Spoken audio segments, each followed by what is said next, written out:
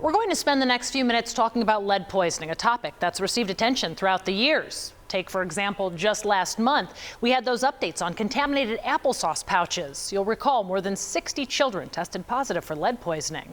And of course, it's difficult to forget the water crisis in Flint, Michigan from 10 years ago. That was another major moment in the news where we were focused on lead poisoning. There's something else, though. It's a contamination that could be lurking inside and outside your home, and it's more prevalent than you might realize. For one local mother, she says it's something that's forever changed their lives. At first glance, 5-year-old Vincent and 4-year-old Isaac are typical kids, eager to show off their toys and their dance moves. We love dancing. What's your dance move? But beyond their boisterous behavior is a serious underlying condition. One their mom, Heather Ross, says went undiagnosed for more than a year. They were extremely sick, and it was during COVID time, so of course we assumed some of it was probably COVID related. Despite multiple trips to the doctor and even the ER, she says her sons were sent home without a conclusive diagnosis. It wasn't until she enrolled in Head Start, an early childhood education program that required blood tests, that she finally got an answer she never anticipated. They tested my babies for lead, getting them ready for Head Start, and that's when it came back that they had severely high levels of lead poisoning. The culprit? The dirt outside their Kansas City, Missouri rental home. I would have never noticed that was lead in my house, or even on the outside of my house. And experts say that's part of the problem. In many cases, there are no obvious signs. For Heather's boys, they mostly suffered gastrointestinal distress, inability to keep food or drinks down, and periods of insomnia that kept them up for 48 hours straight. Once they discovered the cause, the family moved, but the damage had already been done. And some of those symptoms persist even a year and a half later. Vincent, he still has the GI issue, but it shows up every so often. And when it shows up, I'm like, hey, he's gonna have to miss school because he has no control of it. As for Isaac, she says he's since developed ADHD, which includes emotional outbursts and unpredictable behavior that's prompted her to pull him out of school. He was running out the front door, he was running out the side doors, and that's running straight into the parking lot of the school, and it becomes an unsafe situation. These are all behaviors and symptoms Heather says the boys didn't have prior to lead poisoning. Now, doctors don't know when or even if they will get better. That's another problem with lead poisoning. There is no cure, and Heather's case isn't isolated, which is why the EPA is taking the issue seriously at both a national and regional level, even doing what's known as remediation, basically going to homes and removing contaminated soil. We've done a lot of cleanup. I think through 2022, EPA Region 7 has cleaned up roughly 28,000 residences, so that's a huge number, but we still have probably about 10,000 residences to remediate. Typically, lead in soil near homes is the result of lead-based paint, particularly in structures built prior to 1978. And as that lead-based paint deteriorates and it crumbles, it gets down into the soil outside of your house, and it gets into the dust inside of your house. She adds that can get into your body if you ingest it or inhale it, and kids are at a greater risk due to their small size and developing brains. They can be exposed to lead in soil through playing in or touching it, as well as eating fruits and vegetables grown in contaminated soil. Health experts say exposure at a young age can affect nearly every system in the body. That includes damage to the brain and the nervous system,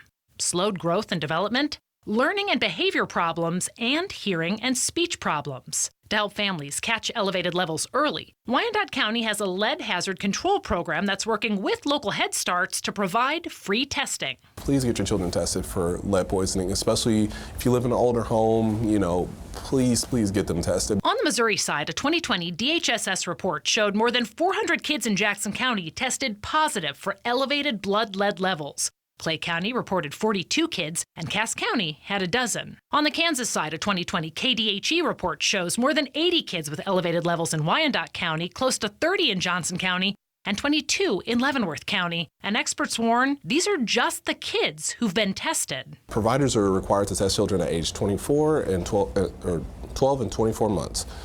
So after that, it falls off. And so families don't know that their children are still being exposed to lead. While the experts we consulted recommend all children be regularly tested, there are certain groups who are more at risk. That includes children 6 and under, pregnant and nursing women, minorities and lower income communities, and those living in older homes built before 1978. Locally, these cases are often referred to Children's Mercy's Healthy Homes program. In addition to dealing with issues ranging from moisture to mold to allergens that are making kids sick, they also do home inspections to look for lead contamination on both sides of the state line. We see lead a lot of times inside the homes, around the windows, the doors, trim, painted and even stained surfaces sometimes. During these visits, they help families find ways to reduce the risks. Some of the tips they share with families are ones you can practice at home, too. We suggest certain low-cost or no-cost changes for the families to create barriers, to keep a child away from a window or not playing in the soil by maybe having a sandbox instead or having a raised bed for a garden. Oh, there go to Daddy. For Heather, they're still dealing with the aftermath of their lead poisoning. She had to quit her job to stay home with Isaac and take both boys to regular doctor's appointments. She says she hopes her story will warn other parents if they have any concerns to get the dirt in their yards tested. I felt like I failed them because I paid for a place that was killing my kids, basically, making them sick daily. And my child is still suffering to this day due to that. So during the story, we mentioned the process of removing contaminated dirt and replacing it with clean dirt. The problem is this can be costly. However, there's a new program that involves a partnership with K-State students, and that program is looking at a way to treat the soil to get rid of existing lead. We're going to focus on that and tell you why it's prompting hope from health and environmental experts alike. That's coming up tomorrow night here at 6. And we did talk too about older homes. When you think of those older homes, particularly those built prior to 1978, that's when lead paint was federally banned for residential use. There are a lot of them here in our area. According to data from the Missouri Department of Health and Senior Services, that includes almost 25% in Jackson County. In the past few years, vacant lots in KCMO were tested. Well, 50% of those had elevated lead levels. And child lead poisoning rates in Kansas City's poorest neighborhoods are estimated to be up to 9 times the national average. There are similar challenges on the Kansas side, and again, it's some of the lower income neighborhoods that are home to more minorities that tend to be hit the hardest. And as you know, that's something experts refer to as environmental racism. So these areas locally on the Kansas side include the predominantly Hispanic neighborhoods of Argentine and Armourdale and Kansas City, Kansas Deal. You'll remember those are the same areas we previously covered in our Invisible Inequity series, focusing on air quality concerns. So 27% of the homes in Wyandotte County were built between 1950 and 1978, and then which is the second highest in the metro area.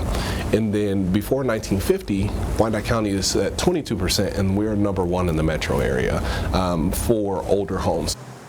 He also says Wyandotte County is number 1 in the metro when it comes to homes with peeling paint on both the inside and the outside at 24%. So he says this really is an issue that's prevalent here in our area. If you have concerns, scan the QR code you see on your screen right now. We have information on our website that will help you get your child or soil tested on both sides of the state line. You'll also find an in-depth article written by my partner for this series, web editor Lily O'Shea Becker.